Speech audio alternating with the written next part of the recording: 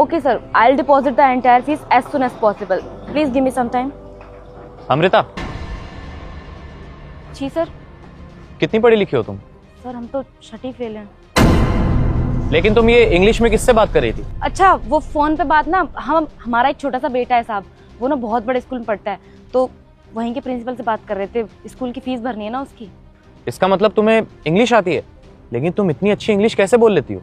हाँ साहब, भले ही हम पढ़े लिखे नहीं हैं, लेकिन हमारे पति के फोन में ना यूट्यूब पे वीडियोस आती रहती हैं इंग्लिश वाली, तो बस वहीं से देख देख के सीख ली. अरे सर, इसे कोई इंग्लिश नहीं आती है, ये सिर्फ नाटक कर रही है. 2 इंग्लिश के वर्ड क्या सीख लिए और आपके आगे फ्लेक्स मारे और कुछ भी नहीं है. और आपको तो पता ही है ना, ये हमारे ऑफिस में काम करती है, आप भी किसके मुंह लग रहे हो. चलो आप. कनिष्का, तुम इनसे इतनी बदतमीजी से क्यों बात कर रही हो? तुम भूल गई क्या ये इसी कंपनी की एम्प्लॉय है और तुम्हारा कोई राइट नहीं बनता कि इनसे बदतमीजी से बात करो, समझी तुम? मैं सर समझा रही हूँ ना, इसका ना यही काम है, ये सुबह सुबह यही करती है, इंग्लिशों में बात करती है लोगों से ताकि लोग इससे बात करें. और देखो ना, ऑफिस में काम करती है साफ सफाई का, और कितना तैयार होकर आई है. ऐसे कोई आता है क्या? सब समझ आता है हमें कि तुम इतना तैयार होके क्यों आती हो, ताकि तुम लोगों से बात कर सको. और सर, ये आपको इम्प्रेस करना चाह रही है, तभी ये सब कर रही है. देखो कनिष्का, तुम ये भूलो मत कि तुम मेरी असिस्टेंट हो, तो तुम्हारा ये कोई राइट नहीं बनता कि मुझे सिखाओ कि मुझे किससे कैसे बात करनी चाहिए, क्योंकि मुझे अच्छे से पता है, समझे तुम? तुम्हारा कोई हक नहीं बनता किसी के कैरेक्टर के बारे में उससे ऐसे बात करो, समझे तुम? और अमृता, तुम बताओ मुझे, तुम ये फीस की बात कर रही थी.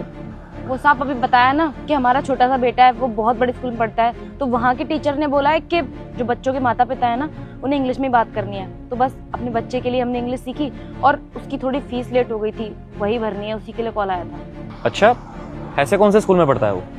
सर वो यहाँ का सबसे बड़ा स्कूल है ना, अब क्या नाम है उसका, कॉन्वेंट इंटरनेशनल, वहाँ पर जाता है. क्या? Convent international school? अरे उस स्कूल में तो बड़े बड़े बिजनेसमैन के बच्चे एडमिशन लेते हैं, तो तुम वहाँ की इतनी महंगी फीस कैसे मैनेज करती हो? हाँ साहब, हम मानते हैं कि वहाँ की फीस बहुत ज़्यादा है, लेकिन हम और हमारा पति बहुत मेहनत कर रहे हैं. हमारे पति तो राजस्थान में काम करते हैं मजदूरी का, वो भी पैसा जमा करते हैं और हम भी ओवर टाइम करके कमा लेते हैं, तो ऐसे फीस मैनेज हो जाती है. अच्छा, खैर ये तो बहुत अच्छी बात है. चलो अभी तो मैं मीटिंग के लिए जा रहा हूँ, तुम यहाँ की सफाई कर देना, ठीक है? हाँ हाँ साहब, सफाई बहुत अच्छे से कर देंगे हम. चलिए सर, और तुम अच्छे से काम करो. आई बड़ी. सर, वो एक्चुअली मैं फाइल भूल गई हूँ, मैं लेकर आती हूँ, आप ऑफिस पहुंचो ना. ठीक है, थोड़ा जल्दी आना. अबे हो, खड़ी हो. तुझे यहाँ ऑफिस में किस लिए रखा है? काम करने के लिए या आराम करने के लिए? और अभी सर ने बोला ना कि तू जो मर्जी करती हो, तेरा बेटा जहाँ मर्जी पढ़ता हो, उन्हें कोई मतलब नहीं है. तुझे यहाँ पर काम के लिए रखा है, तो काम कर. आराम कैसे कर रही है? वो मैडम, पेट में दर्द हो रहा था, बस इससे थोड़ा आराम करने लगी थी, मैं काम ही कर रही थी तब से. तुम जैसी औरतों को ना मैं बहुत अच्छे से जानती हूँ. काम वाम होता नहीं है और आराम तुम्हें करना होता है. अभी सर के आगे तो इतनी बड़ी बड़ी बातें कर रही थी कि हम मेहनत करते हैं. ये मेहनत कर रही है तो ऑफिस के बाद चुपचाप से ना काम कर, वरना मैं तेरे को नौकरी से निकलवा दूंगी. और अभी तो मैं तेरी सर से चुगली भी करूंगी कि तू कैसे आराम कर रही थी, और बताऊंगी कि तू ऑफिस में चोरी भी करती है. और देख, फिर तुझे सर धक्के मार के ऑफिस से निकालेंगे. फिर देखती हूँ मैं कि तेरा बच्चा बड़े स्कूल में कैसे पढ़ता है और इंग्लिश कैसे बोलती है तू. नहीं मैडम, देखिए ऐसा कुछ मत करना, मुझे नौकरी से मत निकालना. अगर मैं नौकरी से निकल गई तो मेरा बच्चा कैसे पढ़ेगा उस स्कूल में? मुझसे गलती होगी, मैं आइंदा कभी किसी के सामने कुछ नहीं बोलूंगी और इंग्लिश भी नहीं बोलूंगी कभी. मुझे माफ कर दीजिए. गुड, लेकिन तुझे मैं ऐसे माफ नहीं करूंगी. तुझे कान पकड़ के सॉरी बोलना पड़ेगा और बोल कि मैं आज के बाद ऐसा कभी नहीं बोलूंगी. बोल. जी मैडम, माफी मांगती हूँ मैं आपसे, और आइंदा ऐसी गलती दोबारा कभी नहीं करूँगी. अब आई ना औकात में, अपनी औकात से बाहर जाने की कोशिश मत करा करो. तुम जैसे लोग गरीब होते और गरीब ही रहते हैं. चल काम कर अब अपना.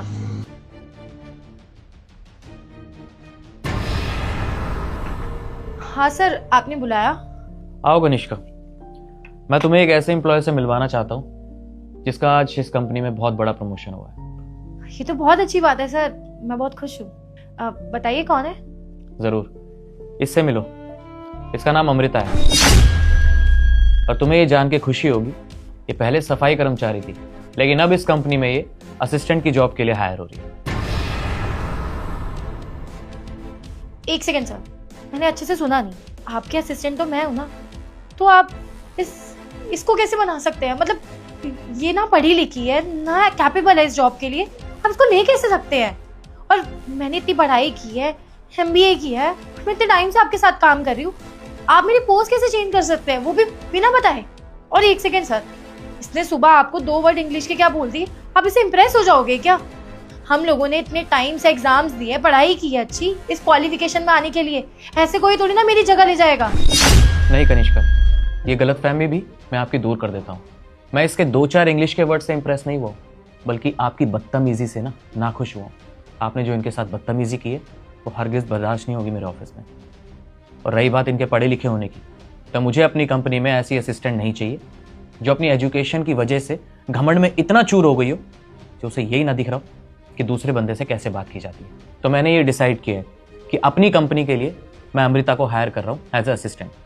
तो अभी तक आपने जो भी हमारे ऑफिस के लिए किया है, जो भी आपने योगदान दिया है, उसके लिए तहे दिल से धन्यवाद। अब आप इस कंपनी को छोड़ के जा सकती हैं। आपका रेजिग्नेशन लेटर मैं आपके कैबिन तक पहुंचा दूंगा। सर आप ऐसे कैसे कर सकते हैं? हम मुझे नौकरी से कैसे निकाल सकते हैं? सर मैंने ऐसे कोई बदतमीजी नहीं करी है, मैं तो जस्ट इसको ऐसे ही बोल रही थी और उसके लिए मैंने सॉरी भी बोला। आपको क्या लगता है आप अपने बॉस को पागल समझते हैं?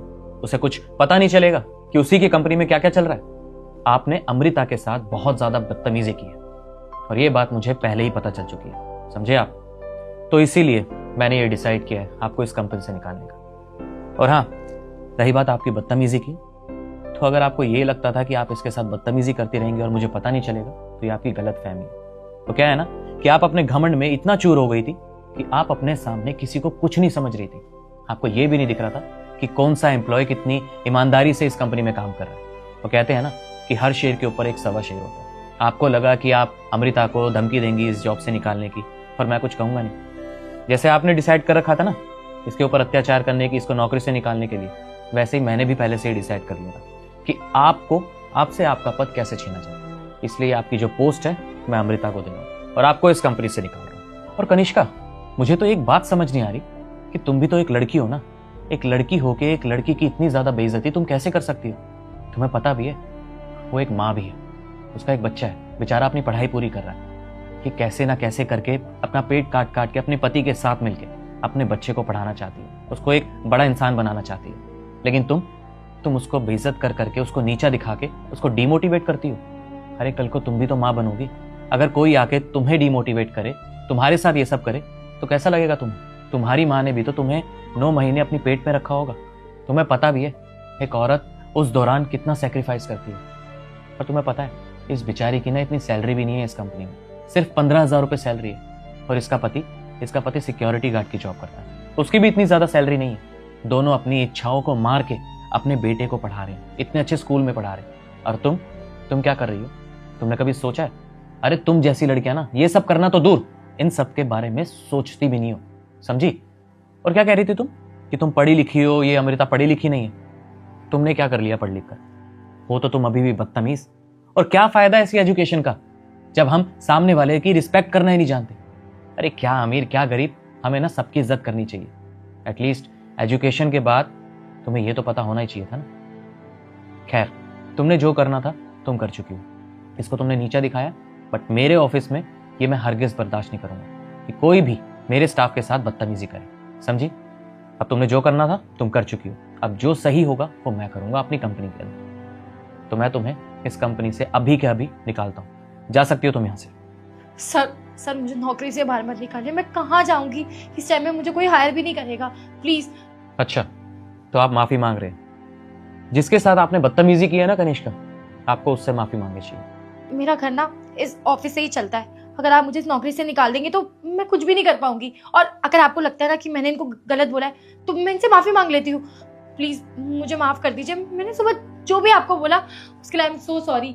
आप सर इसको मेरी पोस्ट भी दे दीजिए, लेकिन मुझे कोई और पोस्ट दे दो और उसमें रख लो।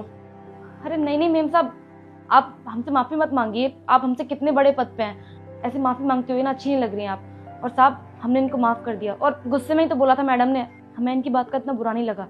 आप साहब इन्हें नौकरी से मत निकालिए। हम बहुत अच्छे से जानते हैं कि जब इंसान के पास नौकरी नहीं होती तो घर चलाना कितना मुश्किल होता है।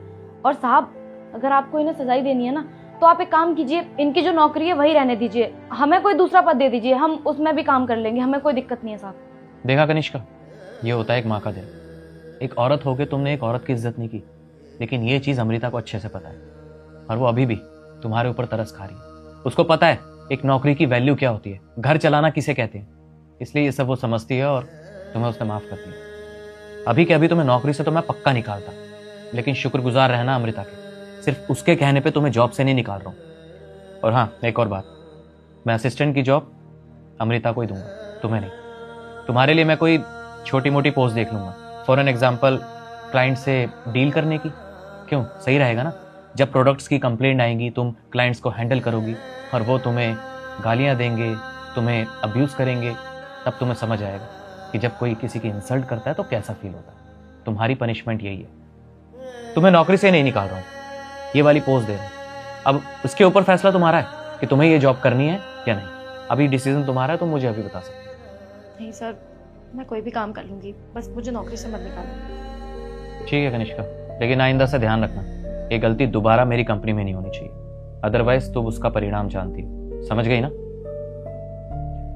और अमृता, कांग्रेचुलेशन, असिस्टेंट की जॉब के लिए मैं तुम्हें हायर करता हूँ। मुझे पता है कि तुम पूरी लगन और ईमानदारी से मेरी कंपनी में काम करोगी। साहब आपका बहुत बहुत धन्यवाद जो आपने हमें इस लायक समझा।